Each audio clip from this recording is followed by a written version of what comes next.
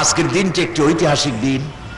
চট্টগ্রামে তাফসীরুল কোরআন মাহফিলের আজকের এই চতুর্থ দিবসে আপনারা অসংখ্য প্রশ্ন করেছেন। আমার মনে হয় প্রশ্নের সংখ্যা হাজার ছাড়াই যাবে। সকল প্রশ্নের জবাব দিতে পারি নাই বলে চট্টগ্রামের সম্মানিত মা এবং বোনেদের কাছে বিনীতভাবে ক্ষমা প্রার্থী।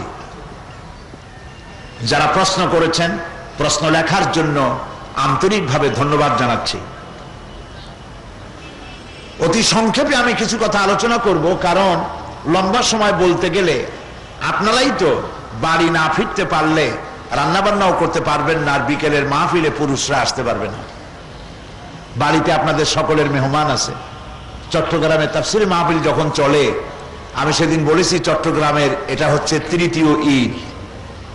তৃতীয় ঈদের মতো শহরের এমন কোনো বাড়ি নাই যার বাড়ির মধ্যে পা রাখার জায়গা আছে মেহমানের কারণে। হোটেলগুলি এমন হোটেল নাই যেখানে সিট খালি আছে। আলহামদুলিল্লাহ বলে, কোরআনের বরকতে এটা হয়েছে।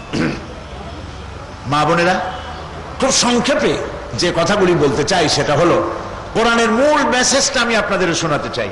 আমি চাইছিলাম একটু লম্বা সময় বক্তৃতা করব, কিন্তু কর্তৃপক্ষ পছন্দ করলেন জবাব দিলে নাকি বেশি ভালো হয়, আমি সেটাই করলাম।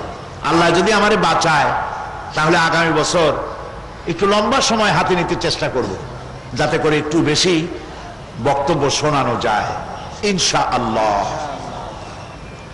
কোরআন শরীফের তাফসীর আমরা এখানে করি। একটা সূরার তাফসীর শুরু করেছি, কদ্দূর গিয়ে শেষ করতে পারবো আমি জানি না, আল্লাহ যতটুকু বলা।